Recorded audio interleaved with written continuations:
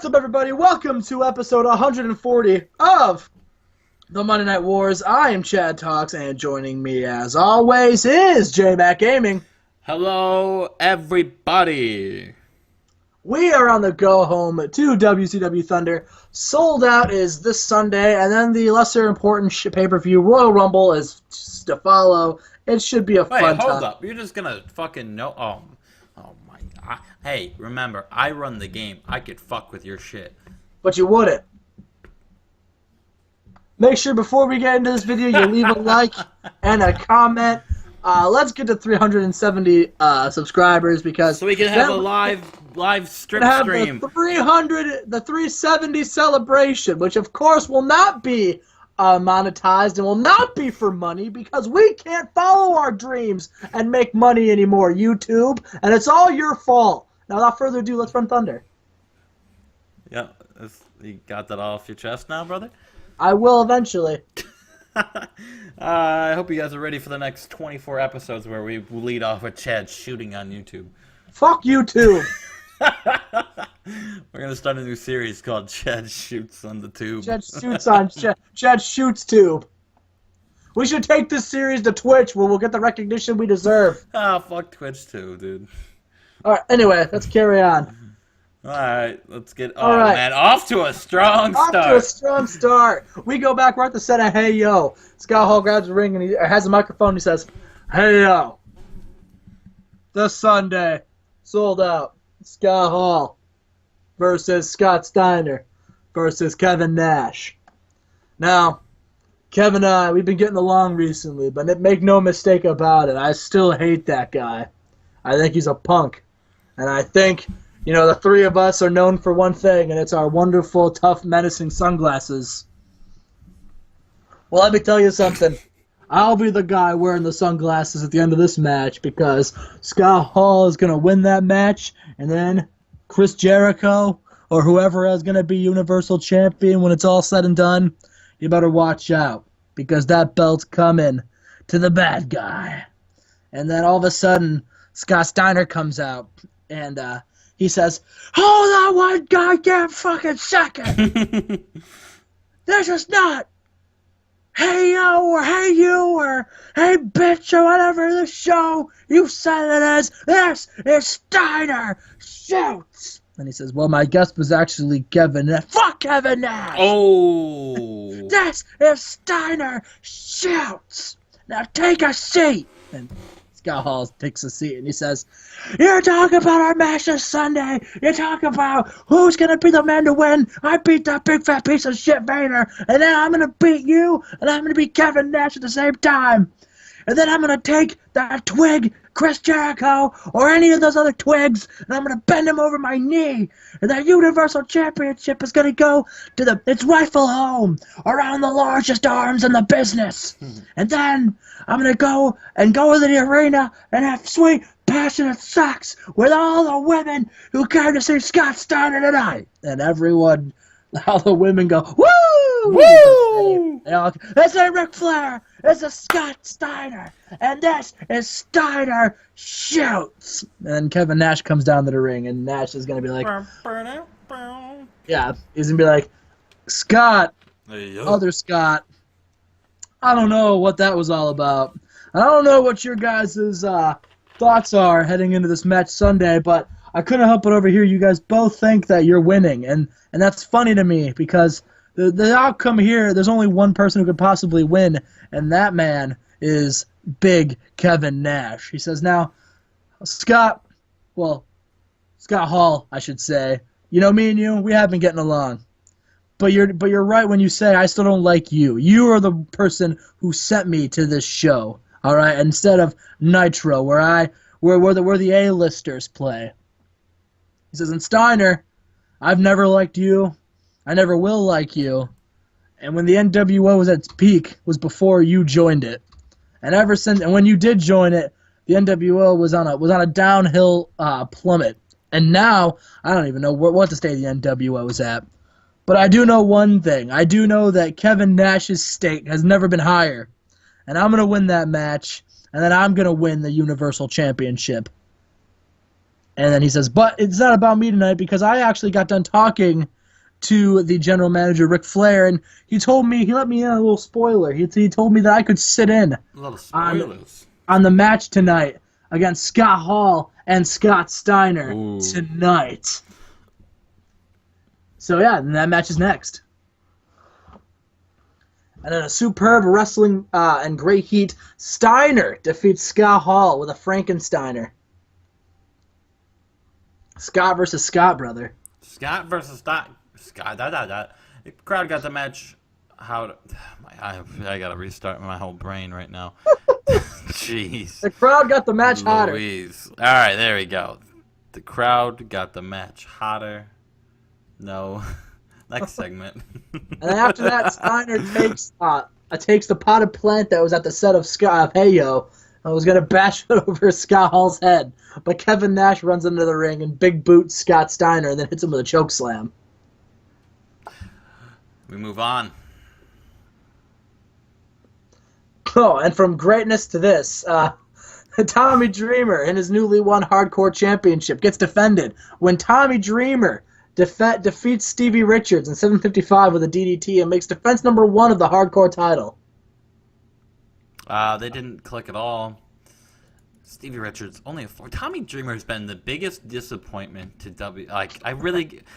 it's not like, no offense to you, but he just really has underperformed. No, he is. No, you're right. He definitely is. He came in, you brought him in, and I thought he was going to be like fucking game 60s, changer? 70s, but no, yeah, exactly. Game changer. I had him slated on to be like a world champion at one point. And then I had to scrap my plans as soon as it happened. Oh, yeah. But anyway, after that match, he's celebrating his championship match, and he gets attacked by Big Daddy V, and it got a B-. Big Daddy V. Oh, wow, a 76 for Big Daddy V, brother. Big Daddy V comes to the ring, power bombs him, and then leaves. Gives him a big boy senton and leaves. Yes, a big boy senton. So, then, we go to a one-on-one match. Dean Malenko, and of course a mystery partner of his choosing, is facing Ron Killings and Stevie Ray this Sunday. And Dean Malenko defeats Ron Killings in 7:48 with the Texas Cloverleaf. But that didn't stop Ron Killings. He gets back up and he low blows Dean Malenko. And then Dean Malenko is in the ring holding his genitalia. Stevie Ray with 2 chairs in hand running to the ring, and he throws the steel chair to Ron Killings. And they're getting ready to bash Dean Malenko with a chair. And then all of a sudden, Dean Malenko's new tag team partner's music hits. Conan! Conan, the man who's been hyped up for so long, runs down to the... When did we change his picture? I don't fucking know. I think the game changed that picture. I didn't switch it. I was going to say, I was like, well, that threw me off. They kind of look pretty cool, though. Like, they look like I they like it. Yeah, but Conan runs down to the ring with a chain wrapped around his fist, and he punches Ron Killings right in the face. Dean Malenkonan. Malenkonan. Melanchonan come down to the ring. Oh, Jesus. So, we go to this segment. It's a contract signing between DDP and Ahmed for their steel cage match at Sold Out. DDP starts off, he says, Ahmed, where I'm from, if you have a problem with someone, you settle. Where I come from. It's cornbread and chicken. Where I come from, Ahmed, if you have a problem with someone, it's a lot of front porch sitting. And Stevie Ray and Ron Killings. Alright, continue. I'm sorry. Damn it. Working hard to get to heaven where I come from. Donna Dallas Page tells Ahmed, Mr. Cat Miller.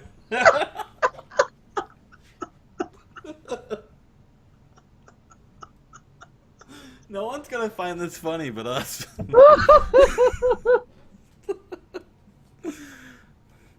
Oh, I'm done. Carry on. Skip it. I don't give a shit. Sick boy! Sick boy! So, from that wonderful promo, we come back to commercial, and it's these three in the ring. Low D has a microphone and says, yo, yo, yo, yo, yo, yo, yo, yo, yo, yo, yo, it's the Lowdown with your boy Low D and the sickest guy in the game, Sick Boy! And of course, Sick Boy! Sick Boy! And of course, the prodigal son, the man, the greatest man to ever have the name Hogan, our friend Horace Hogan. The three of us, we are the lads, and tonight, we are going to prove why we are the three baddest men in Thunder. Because the sickest man in the game, Sick Boy, has a match tonight. We don't know who it is. We are challenging anyone. Come down to the ring. Step up so we can knock you down. Sick Boy. Sick Boy. Baddest man to ever have the name Hogan, Horace Hogan. And of course your boy, the Lowdown with Low D. We are the lads. Now, whoever is the unlucky man, get your ass out here so we can embarrass you in front of the 13,759 people at the Spectrum Arena. Get your ass out here. And out comes... Fit Finley. Fit Finley. And with subpar wrestling and little heat, Fit Finley defeats Sick Boy in 741 with a tombstone pile driver. Brings out the tombstone. I had to bring out the I took a tombstone to beat Sick Boy. Yeah, that was a match. So we go to commercial. We come back. Arn Anderson's in the ring with Alex Wright and Dustin Rhodes, and he has a microphone and he says, "Alex Wright, the chosen one, the one that the great Arn Anderson handpicked to be the man that leads WCW into the next generation, and of course, Dustin Rhodes, the son of the legendary American Dream, and my good friend Dusty Rhodes.